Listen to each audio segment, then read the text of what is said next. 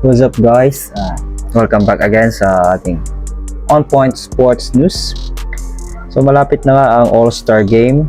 Siguro mga nasa February or January, no? Late January or February. Yan. Magsisimula na ang All-Star Game. At alam naman natin na tuwing All-Star Game, maglalaro ang mga pinakamahuhusay at pinakamagagaling na mga NBA players. Kaya na lamang nila Stephen Curry, nila Devin Booker, at marami pang magagaling na mga NBA players. At yung mga players niyan ay nakakapasok lamang sa NBA All-Star Game sa pamamagitan ng All-Star Voting. Kaya naman, itong si Kevin Garnett, ang legend ng Minnesota Timberwolves, icon ng NBA champion ng Boston Celtics, ay nagbigay ng babala sa mga fans na huwag sayangin yung kanilang boto sa All-Star Game kay LeBron James. Dahil itong si LeBron James daw ay baka hindi maglaro. Si LeBron James ay 40 years old na kapag laro ng 21 consecutive All-Star Games.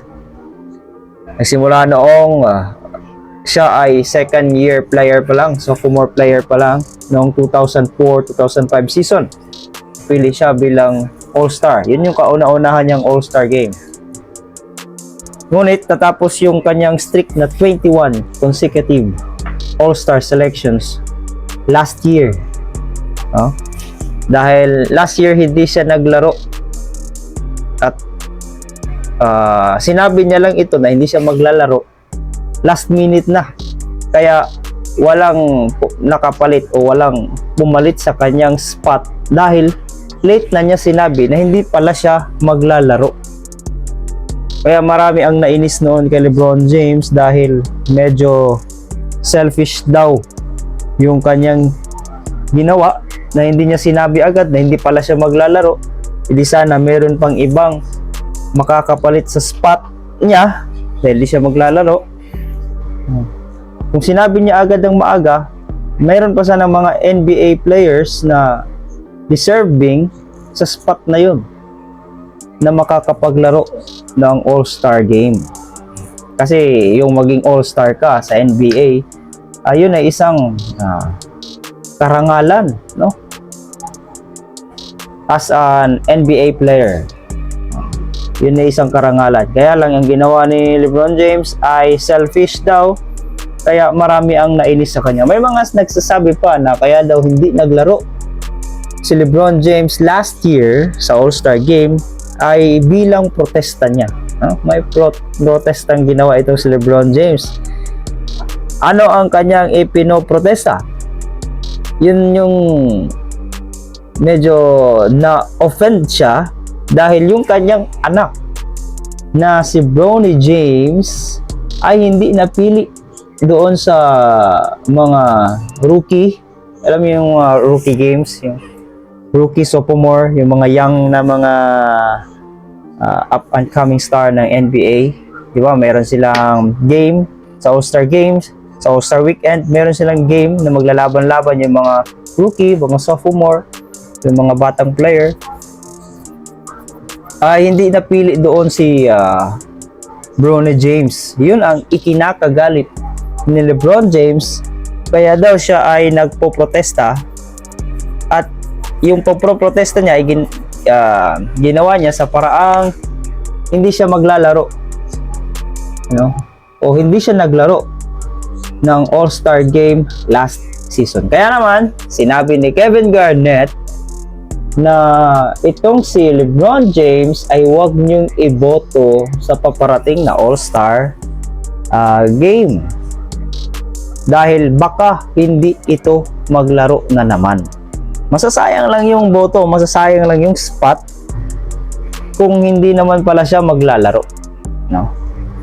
very selfish na NBA player, NBA star itong si LeBron James. Kung tutuusin lang, no, hindi siya siya ay selfish na NBA player, NBA star. Pero hindi naman sinabi ni Garnett na hindi deserve ni LeBron James maging all-star. Dahil itong si LeBron James ay talagang all-star naman. Magaling na player. No? Pero kung papipiliin itong si Paul Pierce at Kevin Garnett, mas maganda daw na piliin na lang si Luka Doncic at Austin Reeves. No, dahil maganda yung ipinapakita ni Austin Reeves. Itong si Luka Doncic, sigurado naman na magiging all-star to. Pero itong si Austin Reeves ay maganda ang ipinapakita niya ngayong season.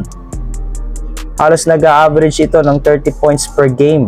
Kaya deserve niya na maging all-star player kaysa kay LeBron James. No?